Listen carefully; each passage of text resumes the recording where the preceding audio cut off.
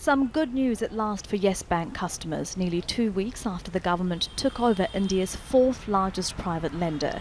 The withdrawal limit of 50,000 rupees or $630 imposed during the government takeover is due to end on Wednesday.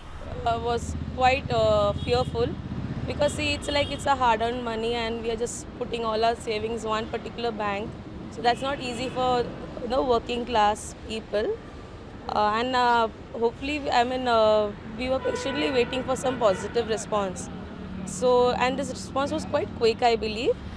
The government took control on March the 6th because the bank had too many bad debts and loans which weren't being repaid.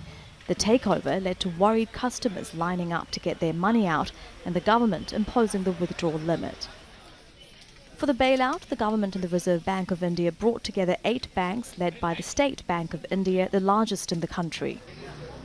The failure of Yes Bank is again highlighting the banking crisis, involving financial institutions with too many bad loans, shadow banks which don't face the same regulations as well-known lenders, and over-indebted companies.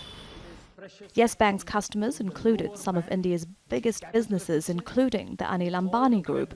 Ambani was once one of India's richest people. A lot of the incremental big increase in credit was going to already promoters who were in default or were near default, who were not able to pay back their bank loans taken much earlier, like in the UPA in the previous regime, right? So that's what it turns out. All the cronies ended up getting more loans to pay back their earlier loans.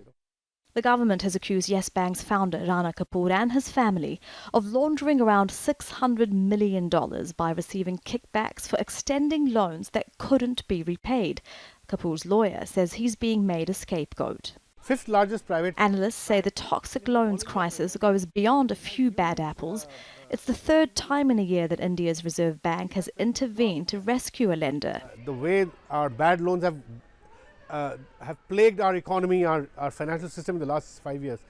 Both RBI and government had been hoping for a slow train wreck. They wanted to soft land the problem, so therefore they were looking away. But in this business, there is no slow train wreck. A train wreck is a train wreck. It will cause damage. Many are asking why the government didn't notice Yes Bank's massive growth when the economy was suffering a significant slowdown. Yes Bank's rescue comes at a bad time for India's economy, which is growing at its slowest pace in over 6 years.